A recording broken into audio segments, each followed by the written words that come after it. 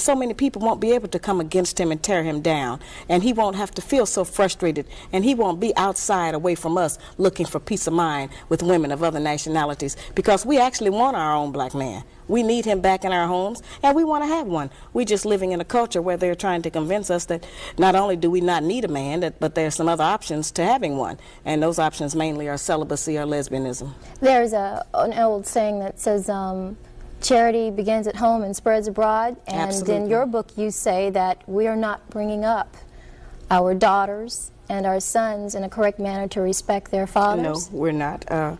Unfortunately, as I say, since money has been used as the measure, many times if a black man does not have money to give us, we won't even let him see his children. We won't let him spend any time with it because he does not give us whatever the child support is. And I'm not saying that we don't need money to raise a child, but I try to explain to black women that raising a child consists of much more than feeding, clothing, and sheltering it. That's maintaining one. To raise one, you need a return of the parental coalition of the father and the mother to put the proper values into the child. Many of our boys, when we raise them alone, they grow up with the female emotional mechanism.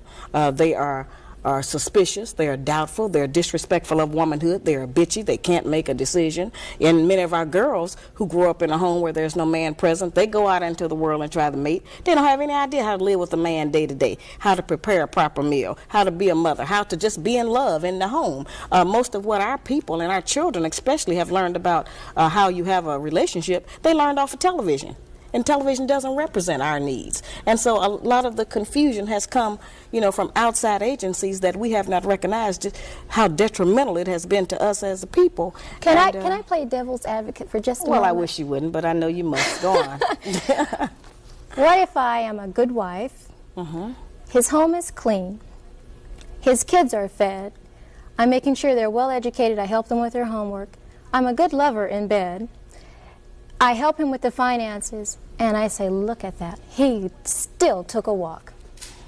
Well, that's something else that's been confused about my book. I advise black men and black women, I certainly tell men that if you are with a woman who you have been with for 5, 10, 15, 20 years, 6 months, 2 weeks, whatever it is, and that woman refuses to cooperate with your ideas, does not want to get with your program of right, whatever it is, then I tell those men, get rid of that woman and get another one.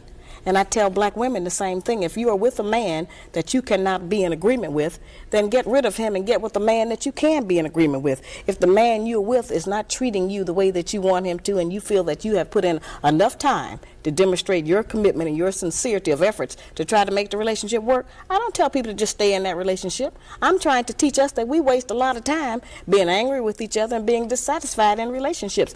Get out of it and get with one where you can be happy. You say that the black woman would like to be a clone of the white woman.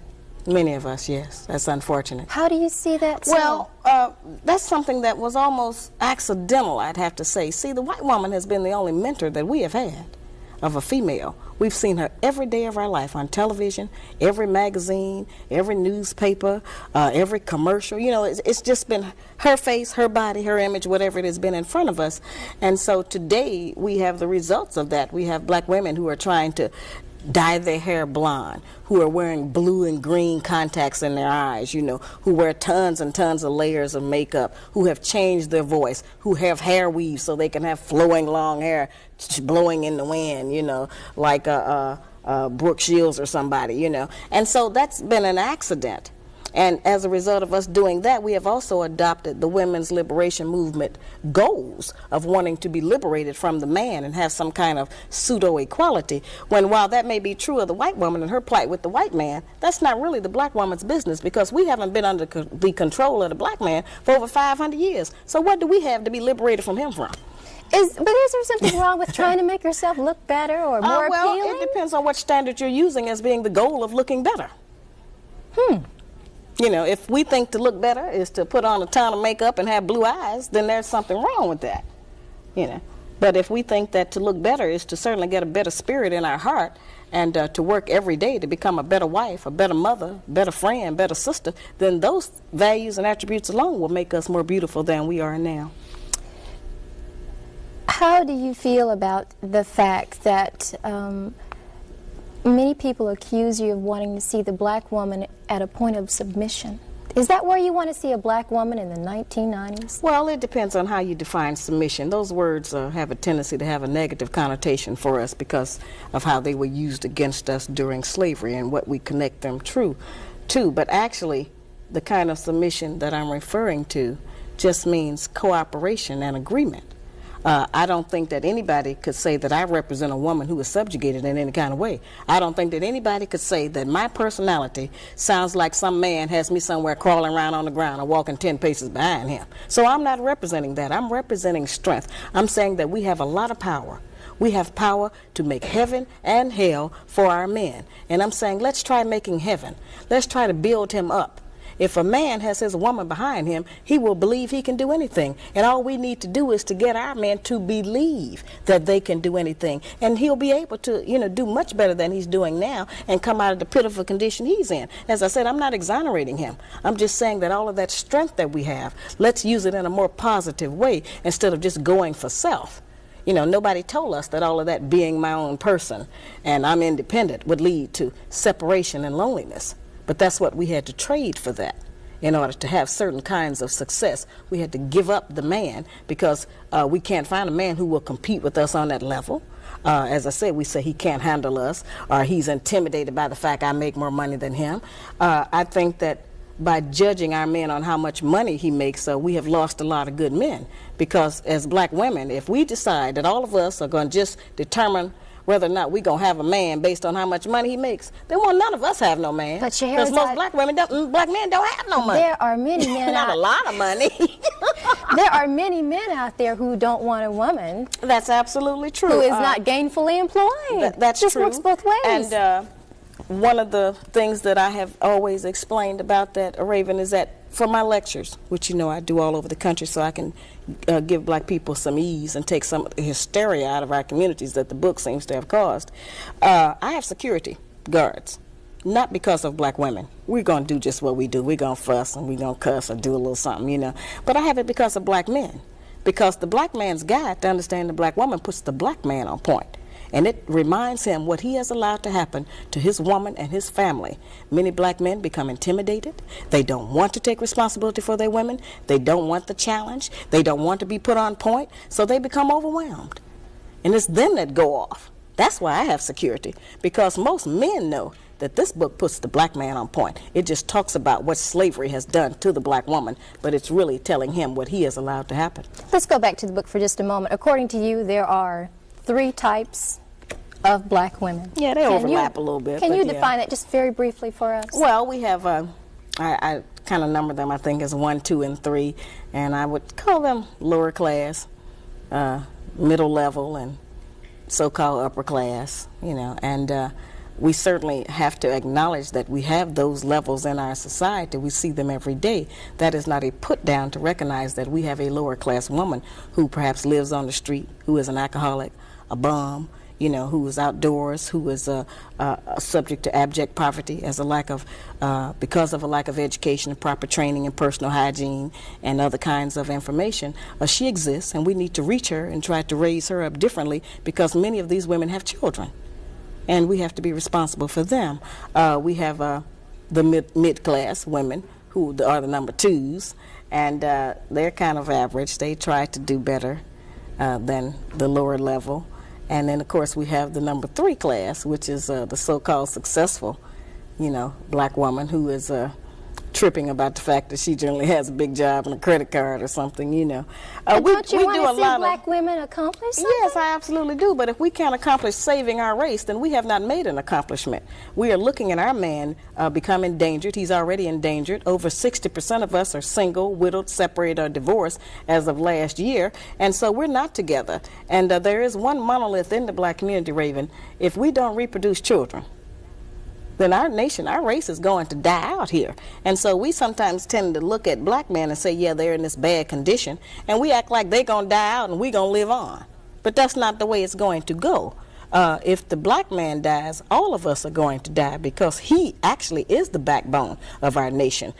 We can't produce a baby by ourselves, and going into other nationalities still just erases, our nation. And I'm trying to get us not to do that. You have problems with interracial marriages. Yeah, I'm not for that. Well, because of the fact that I think that God made a male and female of every nationality so that they could mate and reproduce.